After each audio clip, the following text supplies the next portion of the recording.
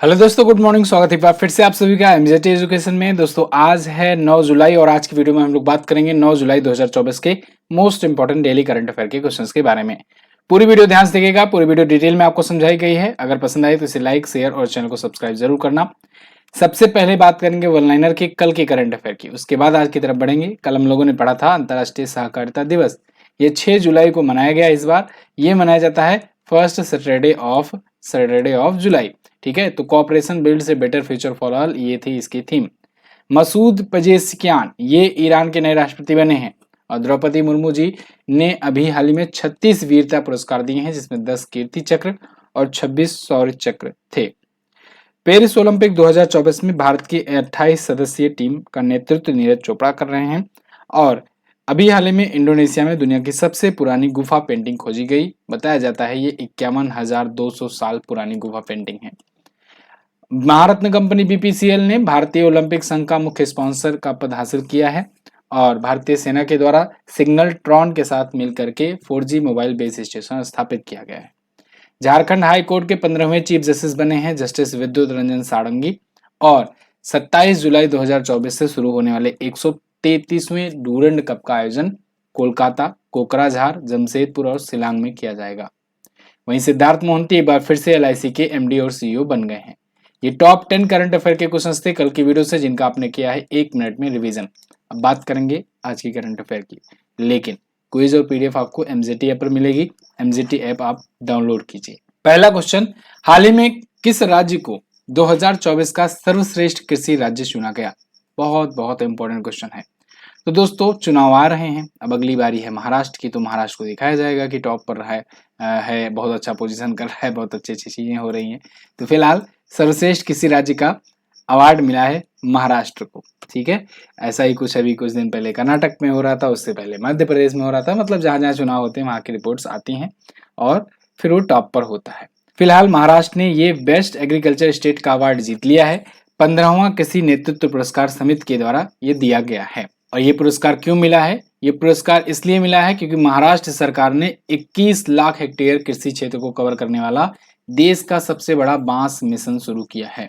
इसके अलावा नंदुरबार जिले में 1.2 लाख एकड़ में फल हरित पट्टी स्थापित करने की योजना की घोषणा की है। तो ये वार्षिक रूप से दिया जाता है कृषि नेतृत्व पुरस्कार। 2008 से इसकी शुरुआत हुई थी। एग्रीकल्चर टुडे पत्रिका के द्वारा ये शुरू किया गया था। इस बार 15वां संस्करण था। ठीक है जी, महाराष्ट्र आया है, तो महाराष्ट्र को देखो मैप में कहां पर है, यहाँ पर है भारत के मैप में महाराष्ट्र।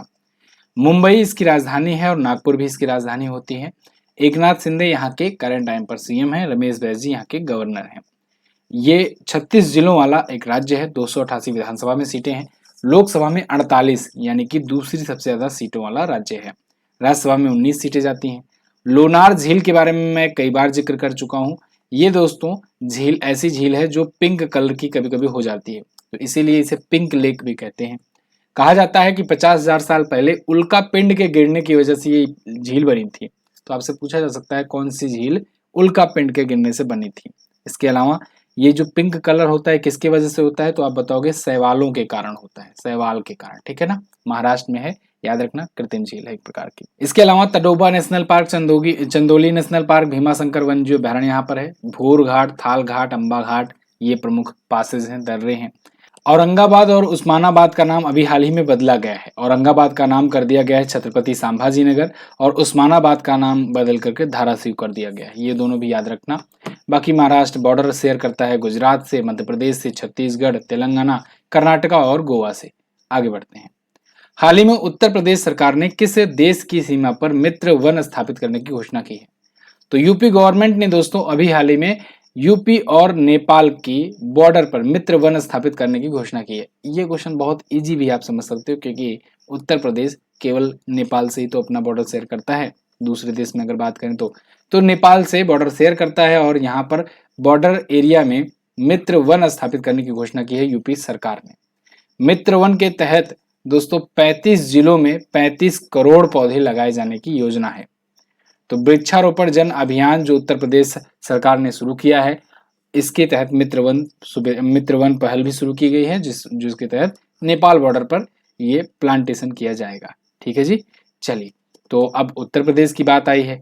उत्तर प्रदेश से रिलेटेड पिछले दिनों में क्या क्या चीजें चर्चे में रही उनको देख लेते हैं। जैसे अभी मंदिरों का संग्रहालय ये अयोध्या में स्थापित करे जाने की योजना है। उत्तर प्रदेश का मुख्य सचिव दोस्तों मनोज कुमार जी को अभी नियुक्त किया गया है। इसके अलावा पहला एशियाई किंग वल्चर प्रजनन केंद्र यह महाराजगंज में उत्तर प्रदेश में इसका उद्घाटन किया गया। महाराजगंज एक जिला है उत्तर प्रदेश का। सुहेलवा वन्यजीव अभयारण्य ये उत्तर प्रदेश का 5वां टाइगर रिजर्व बन गया है। और अभी हाल ही में उत्तर प्रदेश की ई रिक्शा चालक आरती को यूके की महिला सशक्तिकरण पुरस्कार मिला है। ठीक है, सुप्रीम कोर्ट ने मदरसे कानून के खिलाफ आदेश पर यूपी सरकार की रोक लगा दी है। उत्तर प्रदेश आपको यहाँ पर दिख रहा है।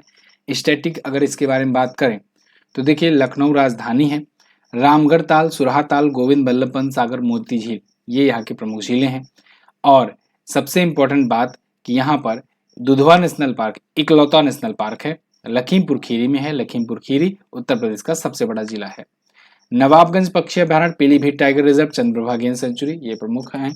और अन्य चरकुला, नौटंकी, रासलीला, रामलीला, धोबिया, थाली, पौता छोरा ये प्रमुख लोक नृत्य हैं। सभी सीटों में अव्वल नंबर पर रहता है उत्तर प्रदेश, क्योंकि जनसंख्या इसकी सबसे ज्यादा है। जनसंख्या के आधार पर ही सीटों का बंटवारा होता है। तो उत्तर प्रदेश सबसे ज्यादा जनसंख्या वाला राज्य तो है, लेकिन अगर क्षेत्रफल में बात की जाए तो चौथा सबसे बड़ा क्षेत्रफल वाला राज्य है। बारहसिंगा राजकीय पशु है। पलास इसका राजकीय पुष्प है, पलास। ठीक है, और अगर हम लोग राजकीय वृक्ष की बात करें तो अशोक का वृक्ष जो होता है इसका राजकीय वृक्ष होता है। आगे बढ़ते हैं। जुलाई 2024 में पीआईबी यानी प्रेस इंफॉर्मेशन ब्यूरो के नए महानिदेशक कौन बने? तो प्रेस इंफॉर्मेशन ब्यूरो के नए महानिदेशक दोस्तों बन गए हैं धीरेन्द्र ओझा। धीरेन्द्र ओझा जी यहाँ पर आपको दिख रहे हैं, ये होंगे पीआईबी के नए महानिदेशक। पीआईबी क्या होता है? पीआईबी दोस्तों ये भारत सरकार का मुखपत्र है। मुखपत्र मतलब ये कि जैसे भारत सरकार के द्वारा कोई भी इंफॉर्मेशन जारी करना होता है, प्रेस रिलीज करना होता है तो पीआईबी के जरिए करते हैं। तो प्रिंट और इलेक्ट्रॉनिक मीडिया सूचना प्रसारित करने के लिए भारत सरकार की नोडल एजेंसी है ये, और उसके नए महानिदेशक होंगे धीरेन्द्र ओझा। ठीक है, पीआईबी की स्थापना 1919 में की गई थी। हेडक्वार्टर इसका नई दिल्ली में है। किसकी जगह पर आएंगे? शेफाली शरण की जगह पर। अगला, अच्छा ये जरूरी है आपके लिए जानना, जब भी कोई नियुक्ति देखो तो ये भी देख लिया करो कि किसकी जगह पर आ रहे हैं। कई बार क्या होता है कि आपको ऑप्शन में दोनों नाम दिखते हैं, तो आपको वो पुराना वाला याद रहता है, नया वाला नहीं याद रहता, या फिर नया वाला याद है पुराना वाला नहीं याद है। तो दोनों को अगर ध्यान में रखकर चलोगे ना तो कंफ्यूज नहीं होगे ऑप्शन में। ठीक है ना, चलिए आगे। यहाँ पर प्रमुख नियुक्तियां जो हुई हैं अभी हाल फिलहाल में उनका रिवीजन करते हैं। जैसे central board of direct taxes इसके अध्यक्ष बनाए गए रवि अग्रवाल। विक्रम मिश्री विदेश सचिव बने हैं, नए विदेश सचिव हैं। ये आए हैं विनय मोहन क्वात्रा जी की जगह पर, नाम याद रखना बहुत इंपॉर्टेंट है। मार्क रूटे ये बन गए नाटो के नए महासचिव। एनएस राज्य सुब्रमण्य ये उप सेना प्रमुख बन गए हैं। ओम बिरला जी 18वीं लोकसभा के अध्यक्ष बने दोबारा। भर्तहरि महताब ये 18वीं लोकसभा में प्रोटेम स्पीकर बने थे। जेपी नड्डा राज्यसभा में सदन के नए नेता नियुक्त किए गए। राहुल गांधी ये लोकसभा में विपक्ष के नेता नियुक्त किए गए। प्रदीप सिंह खरोला राष्ट्रीय परीक्षण एजेंसी यानी एनटीए के नए महानिदेशक। आगे बढ़ने से पहले आपको फिर से रिमाइंड करा दूं, अर्धवार्षिकी आ चुकी है ई बुक। और हाँ, एक बात मैं क्लियर करना चाहूंगा, देखिए बहुत सारे लोगों के डाउट है, लोग सोच रहे हैं कि बुक आएगी इसकी ऑफलाइन बुक। तो भाई बुक नहीं आएगी, मैं क्लियर कर दे रहा हूँ, बुक नहीं आएगी। ठीक है ना, अर्धवार्षिकी की। दूसरी बात A4 साइज में है तो आप इसका प्रिंट आउट वगैरह भी निकाल सकते हो। पढ़ाई अपना शुरू कर दीजिए। जैसे कुछ लोग कह रहे थे कि सर हम बुक का इंतजार कर रहे हैं, बुक आएगी तभी लेंगे तभी पढ़ेंगे, तो ऐसा कुछ नहीं है, बुक इसकी नहीं आ रही है। ठीक है, बाकी साइंस की और अर्थवार्षिकी ये सभी ई बुक्स अवेलेबल हैं, आप इन्हें इन नंबर पर व्हाट्सएप करके ले सकते हैं। हिंदी और इंग्लिश दोनों लैंग्वेज में हैं। अगला क्वेश्चन देखते हैं, 9 से 11 जुलाई 2024 तक कहां पर नाटो शिखर सम्मेलन आयोजित किया गया? तो देखिए नाटो शिखर सम्मेलन आज से शुरू हो रहा है और ये 11 जुलाई तक चलेगा। तो ये अमेरिका की वाशिंगटन डीसी में होगा। वाशिंगटन डीसी इसकी राजधानी है अमेरिका की। तो वहीं पर नाटो क्या ये सम्मेलन होगा, नाटो समिट होगी। नाटो समिट के दौरान भारत के प्रधानमंत्री रूस के दौरे पर है। इंटरेस्टिंग बात है, देखो रूस नाटो का मेंबर नहीं है, भारत भी नाटो का मेंबर नहीं है। नाटो से रूस की हमेशा ठनी रहती है और भारत को नाटो झुका नहीं पाया है, अपने पाले में कर नहीं पाया, रसिया यूक्रेन वार के दौरान भी। तो ऐसे में यहाँ पर पीएम मोदी का रूस चले जाना और नाटो की यहाँ पर शिखर सम्मेलन के दौरान वो भी, तो ये काफ़ी ज़्यादा क्लियर मैसेज है कि भारत जो है ये अपने हितों से समझौता नहीं करेगा। फिलहाल 9 से 11 जुलाई 2024 के बीच वाशिंगटन डीसी में नाटो शिखर सम्मेलन आयोजित हो रहा है। इसमें यूक्रेन के लिए अमेरिका अपना मजबूत समर्थन पेश करेगा। और नाटो, देखिए फिर वही बात, यूक्रेन के लिए अमेरिका अपना समर्थन मजबूत किए जा रहा है, लेकिन चाह नहीं रहा है कि शांति समझौता हो। ठीक है, उकसाए रहो, लड़ाए रहो, फंसाए रहो रसिया को। अगर रसिया फंसा रहेगा तो अमेरिका आगे बढ़ता रहेगा। नाटो जो है, नॉर्थ अटलांटिक ट्रीटी ऑर्गेनाइजेशन, स्थापना 1949 में हुई थी। 12 देश मिलकर स्थापित किए थे। आज के टाइम पर इसमें 32 देश हो चुके हैं। मुख्यालय ब्रुसेल्स बेल्जियम में है। और मार्क रूटे अभी नए अध्यक्ष बने हैं। किसकी जगह पर आए हैं? जेम्स स्टोलनबर्ग की जगह पर आए हैं। ठीक है ना, तो ये नाम याद रखना। दूसरी बात ये कि आपसे पूछा जाएगा कि बताओ नाटो का 31वां सदस्य कौन बना और 32वां सदस्य कौन बना। तो ये दोनों अभी नए जुड़े हुए हैं। 31वां बना फिनलैंड और 32वां बना स्वीडन। ठीक है, तो ये दोनों भी बात आप याद रखना। अगला, किसके द्वारा भारत के आधुनिक हल्के टैंक जोरावर का अनावरण किया गया? बहुत इंपॉर्टेंट क्वेश्चन दोस्तों। अभी भारत ने अपना इंडिजीनियस हल्का टैंक जोरावर, इसका अनावरण किया है। हल्का मतलब क्वालिटी में हल्का मत समझना, हल्का मतलब ये वेट में हल्का है। जब हल्का है, लाइट है, तो और आसानी से इजिली ये मूवेबल होगा। डीआरडीओ ने विकसित किया है जोरावर को। अब हम लोग को टैंक किसी दूसरे देश से खरीदने की जरूरत नहीं पड़ेगी। हम लोग अपना इंडिजीनियस स्वदेशी टैंक यूज करेंगे। डीआरडीओ ने एलएनटी के साथ मिलकर, लार्सन एंड ट्रूबो के साथ मिलकर के इसे पीपीपी मॉडल पर, यानी पब्लिक प्राइवेट पार्टनरशिप मॉडल पर बनाया है। 2 वर्ष लगे इसे डिजाइन और डेवलप करने में, लेकिन फाइनली 25 टन में ये बनकर के तैयार हो गया है। लाइट टैंक है ये, जैसे हम लोगों ने LCA करके बनाया था, लाइट कॉम्पैक्ट एयरक्राफ्ट तेजस। तो तेजस का भी कोई मुकाबला नहीं भाई, छोटा है और कॉम्पैक्ट है और बहुत ज़्यादा लाइट वेट का है। काफ़ी ज़्यादा अच्छे से तरीके से ये काम भी करता है। तो तेजस भी अपना इंडिजीनियस है। ऐसे हम लोग अब टैंक भी बना रहे हैं। इसको अभी गुजरात के हजीरा स्थित प्लांट में इसका अनावरण किया गया है। डीआरडीओ के बारे में अगर बात करें तो डीआरडीओ की स्थापना दोस्तों 1 जनवरी को हुई थी 1958 में। हेडक्वार्टर इसका न्यू दिल्ली में है और इसके वर्तमान में अध्यक्ष हैं समीर वी कामत इसके अध्यक्ष हैं। क्लियर है? आगे डीआरडीओ से रिलेटेड कुछ और भी क्वेश्चन याद रख लो, क्योंकि पिछले दिनों में ये भी चर्चे में रहे थे। एंटी रेडिएशन मिसाइल रुद्रम का इसने सफल परीक्षण किया था। LAM system DRDO and cadet defence system ने मिलकर लॉन्च किया, भारत का पहला था। भारत का सबसे हल्का बुलेट प्रूफ जैकेट ये विकसित किया डीआरडीओ ने। ITCM क्रूज मिसाइल का सफलता परीक्षण किया। दिव्यास्त्र नाम का एक अग्नि 5 का एक वर्जन इन्होंने पेश किया। और इसके अलावा very short air defence system का सफलतापूर्वक परीक्षण किया है। अगला, हाल ही में NCPCR ने किस राज्य में अभ्रक खादानों को बाल श्रम मुक्त घोषित किया? NCPCR के द्वारा अभी अभ्रक खादानों को बाल श्रम मुक्त घोषित किया गया है। ये झारखंड के अभ्रक खादानों में किया गया है। NCPCR क्या है? NCPCR मतलब national commission for protection of child right, यानी राष्ट्रीय बाल अधिकार संरक्षण आयोग। इंपॉर्टेंट है, 1 नंबर का क्वेश्चन बन सकता है। इसके अध्यक्ष पूछे जा सकते हैं, तो अध्यक्ष हैं प्रियंक कानूनगो। तो फिलहाल NCPCR ने यह फैसला लिया है कि झारखंड में अभ्रक के खादानों में बाल श्रम मुक्त होगा। अभ्रक एक चमकदार पारभासी खनिज होता है दोस्तों, और इसका यूज बहुत सारे सेक्टर में किया जाता है, इलेक्ट्रॉनिक्स में भी किया जाता है। अभ्रक एक्चुअली में एक ये इंसुलेटर की भांति काम करता है, इंसुलेटर होता है। तो इलेक्ट्रॉनिक्स में भी, इलेक्ट्रिकल इंजीनियरिंग में भी इसको एक इंसुलेटर की भांति यूज किया जाता है। झारखंड में कोडरमा और गिरिडीह जिलों में बहुत ज्यादा मात्रा में पाई जाती है। यहाँ तक कि कोडरमा को कभी भारत की अभ्रक राजधानी भी कहा जाता था या अभ्रक नगरी भी कहा जाता था। फिलहाल भारत में अब बाल श्रम मुक्त घोषित कर दिया गया है। बाल श्रम की परिभाषा भारत में है 14 साल से नीचे के बच्चे। ठीक है, तो ये मजदूरी वहां नहीं करेंगे। अगला, NCPCR की स्थापना वैसे 2007 में हुई थी। झारखंड आया है, झारखंड के बारे में बात कर लेते हैं। झारखंड यहाँ पर देखिए, अच्छा कल मैंने इसके बारे में बात किया था। झारखंड के CM जो हैं ये हेमंत सोरेन जी हैं और CP राधाकृष्णन इसके गवर्नर हैं। कल हम लोगों ने झारखंड के बारे में बात किया था, तो आज आगे बढ़ते हैं। इंडिया बुल्स हाउसिंग फाइनेंस ने अपना नाम बदलकर क्या रख दिया है? इंडिया बुल्स हाउसिंग फाइनेंस अपना नाम अब बदल करके सम्मान कैपिटल कर दिया है। नाम में सम्मान जोड़ दिए भाई, सम्मान कैपिटल। इंडिया बुल्स देखिए housing finance name change to Sammaan capital. तो ये अब इनका नया नाम होगा। रजिस्ट्रार कंपनीज, भारतीय रिजर्व बैंक सबसे ये मंजूरी प्राप्त कर लिए हैं और अब अपने आप को रिब्रांड करने का इनका विचार है। ये एक हाउसिंग फाइनेंस कंपनी थी, ठीक है। तो अब सम्मान कैपिटल के नाम से जानी जाएगी। होम लोन वगैरह, एमएसएमई को लोन वगैरह वगैरह ये देते हैं, लोन प्रकार प्रोवाइड करते हैं। अगला, रेचल रिप्स किस देश की पहली महिला वित्त मंत्री बनी? तो रेचल रिप्स दोस्तों अभी ब्रिटेन की नई महिला वित्त मंत्री बनी हैं। ब्रिटेन की पहली महिला वित्त मंत्री भी हैं ये। मतलब अभी तक यूनाइटेड किंगडम के इतिहास में कोई कोई फाइनेंस मिनिस्टर विमेन नहीं था। मतलब अभी तक तो बहुत सारे मंत्री, गृह मंत्री वगैरह थे, लेकिन वित्त मंत्री के पद पर कोई महिला नहीं आई थी, और अब इस बार आ रही हैं।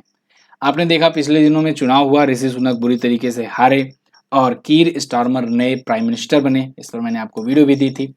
यहाँ पर रेचल रीप्स को उन्होंने अपना वित्त मंत्री नियुक्त किया है और ये बन गई हैं फर्स्ट फीमेल चांसलर, तो इस पद पर पहुंचने वाली, ठीक है। ये इकोनॉमिस्ट हैं, लेबर पार्टी से हैं। लेबर पार्टी 14 वर्षों के बाद अपना वापसी की है। 2010 में थे पहले ये, उसके बाद से इनकी सत्ता गई और फिर तब से कंजर्वेटिव का शासन चल रहा था और ऋषि सुनक अभी प्रधानमंत्री थे, वो अभी चुनाव हारे हैं। बाकी ब्रिटेन के सम्राट हैं चार्ल्स तृतीय और नए प्रधानमंत्री बन गए हैं कीर स्टारमर। यहाँ की पार्टी का नाम पूछा जाएगा, या लेबर पार्टी और कंजर्वेटिव पार्टी, दो बड़ी पार्टियां हैं, याद रखना। अगला, हाल ही में आयोजित एशियाई स्क्वैश डबल चैंपियनशिप 2024 में भारत ने कुल कितने खिताब जीते? तो एशियाई स्क्वैश डबल चैंपियनशिप अभी आयोजित हुई, इसमें भारत ने 2 खिताब जीते हैं। 101 तो जीता है इन्होंने मेंस डबल्स में, मेंस डबल्स का खिताब जीता है, और दूसरा जीता है मिक्स डबल्स का खिताब जीता है। तो मेंस डबल्स और मिक्स डबल्स 2 में अवार्ड आया हुआ है, और 2 में देखिए 3 व्यक्ति यहाँ भी जीते हैं। क्यों? क्योंकि यहाँ एक व्यक्ति अभय सिंह जो हैं, ये एक बार तो इनके साथ में जीते, मतलब मिक्स डबल्स हो गया।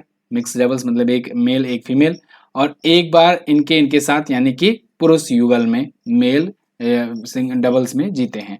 तो अभय सिंह यहाँ पर ये दिख रहे हैं 2 मेडल के साथ, बाकी लोग एक एक। तो कुल मिलाकर के 2 खिताब आए हैं भारत के। मलेशिया के जोहोर शहर में यह आयोजन किया गया था। बाकी के नाम ज्योत्सना चिनप्पा और वेलावन सेंथिल कुमार थे। अगला, हाल ही में किसे 3 वर्षों के लिए एफएटीएफ का नया अध्यक्ष चुना गया? तो 3 वर्षों के लिए एफएटीएफ के अध्यक्ष नई चुनी गई हैं एलिसा डी आंडा। एलिसा डी आंडा जो है ये है मैक्सिको की। कहाँ की? मैक्सिको की। ये आई हैं टी राजा कुमार की जगह पर। एलिसा डी आंडा जो है ये आई हैं टी राजा कुमार की जगह पर, और अब होंगी एफएटीएफ की नई अध्यक्ष। एफएटीएफ मतलब फाइनेंशियल एक्शन टास्क फोर्स होता है। फाइनेंशियल एक्शन टास्क फोर्स ये वही संस्था है जो दुनिया भर में ये ट्रैक करती है कि कौन कौन से देश में इलीगल एक्टिविटीज या टेरर फंडिंग वगैरह को सपोर्ट किया जा रहा है, या फिर उन देशों की टेरिटरी का यूज किया जा रहा है। अगर क्लियरली गवर्नमेंट इन्वॉल्व पाई जाती है, कोई इलीगल कोई मान लीजिए हवाला कारोबारी या फिर कोई आतंकी टेरर फंडिंग वगैरह के कोई मामले हैं और गवर्नमेंट डायरेक्ट इन्वॉल्व है, तब तो उस देश को ब्लैक लिस्ट कर दिया जाएगा। अगर मान लीजिए उस देश की टेरिटरी यूज की जा रही है लेकिन उस देश की गवर्नमेंट जो है उसको रोकने में विफल रह जाती है, तब उसे ग्रे लिस्ट में डाल दिया जाता है। दोनों ही लिस्ट में उस देश का नुकसान होने लगता है, क्योंकि विदेशी इन्वेस्टर्स वगैरह कम आना शुरू करते हैं, मतलब कि वो यहाँ से बचना शुरू करते हैं। क्योंकि भाई जब टेरर फंडिंग वगैरह होगी, टेररिज्म बढ़ेगा, तो कौन वहां पर अपना बिजनेस करना चाहेगा। तो इसलिए एफएटीएफ की ये दोनों लिस्ट, ग्रे लिस्ट और ब्लैक लिस्ट, दोनों लिस्ट बहुत ही खतरनाक होती है। जब देशों को डाल दिया जाता है तो उनकी इकोनॉमी गिरने लगती है। फॉर एग्जाम्पल पाकिस्तान को देखो आप, पाकिस्तान काफी समय तक ये रहा था, हालांकि अभी बाहर निकल आया है, लेकिन जब तक रहा था तब तक में इसकी रीढ़ टूट गई।